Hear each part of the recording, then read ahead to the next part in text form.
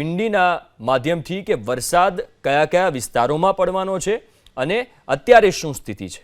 યશ, બિલકુલ હિમ વિંડીના માધ્યમથી સમજવાનો પ્રયાસ કરીશું। જે રીતે હવામાન વિભાગ તરફથી આગાહી કરવામાં આવી છે આગામી 29 તારીખ સુધી, વિંડીના માધ્યમથી આપણે સમજીએ કે રાજ્યના કયા કયા વિસ્તારો છે કે જ્યાં વરસાદ પડવાનો છે। આ આખો ગુજરાતનો નકશો છે, જોઈ શકાય છે। ખાસ કરીને દરિયાકાંઠાના જેટલા પણ વિસ્તારો છે, આ દરિયાકાંઠાના વિસ્તારો માટે આગામી આજે 7 દિવસ છે તે અતિ ભારે રહેવાની આગાહી કરવામાં આવી છે। ખાસ કરીને દક્ષિણ ગુજરાત અને સૌરાષ્ટ્રના અનેક એવા ભાગો કે જ્યાં વરસાદની આગાહી કરવામાં આવી છે। આપણે 25 તારીખથી વિંડીની શરૂઆત કરીએ તો 25 તારીખે પણ રાજ્યના આ દરિયાકાંઠાના વિસ્તારો જેવા કે દ્વારકા, પોરબંદર, જૂનાગઢ, વેરાવળ, ઉના, મહુવા સહિતના વિસ્તારો કે જ્યાં વરસાદ માટેનું એલર્ટ આપવામાં આવ્યું છે। આગામી આવનારા દિવસો માટે રાજ્યના આ તમામ વિસ્તારો કે જ્યાં વરસાદ રહેશે, આ 25 તારીખની વિંડી છે। ત્યારબાદ આગળ વાત કરીએ તો સૌરાષ્ટ્રના અનેક અન્ય પણ એવા વિસ્તારો છે જેમ કે અમરેલી છે, ત્યારબાદ બોટાદ છે, ભાવનગર, જૂનાગઢ, જામનગર સહિતના વિસ્તારો કે જ્યાં વરસાદની આગાહી કરવામાં આવી છે।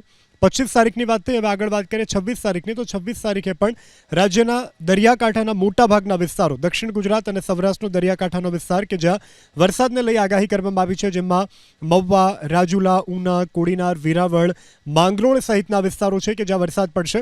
અને સૌરાષ્ટ્રના મોટાભાગના મહુવા છે, ઉના, અમરેલી જેવા વિસ્તારો છે ત્યાં વરસાદની આગાહી કરવામાં આવી છે। આ સાથે જામનગર અને જૂનાગઢ માટે પણ વરસાદની આગાહી કરવામાં આવી છે। દક્ષિણ ગુજરાતની જો વાત કરીએ તો દક્ષિણ ગુજરાતમાં સુરત, તાપી, ડાંગ, નવસારી, વલસાડ, ભરૂચ સહિતના એવા વિસ્તારો છે કે જ્યાં વરસાદ પડી શકે છે। હવે આગળ વાત કરીએ 27 તારીખની, 27 તારીખે પણ રાજ્યના મોટાભાગના વિસ્તારો કે જ્યાં વરસાદની શક્યતા જોવા મળી રહી છે। જે રીતે હવામાન નિષ્ણાંતો કહી રહ્યા છે, હવામાન વિભાગ પણ કહી રહ્યું છે, તે અનુસંધાને રાજ્યના તમામ વિસ્તારો કે જ્યાં વરસાદની આગાહી કરવામાં આવી છે, જેમાં ભાવનગર છે, સોમનાથ છે, આ સાથે અમરેલી, જામનગર, જૂનાગઢ સહિતના વિસ્તારોમાં વરસાદની આગાહી કરવામાં આવી છે। 27 તારીખે પણ રાજ્યના મોટાભાગના વિસ્તારોમાં વરસાદની આગાહી છે।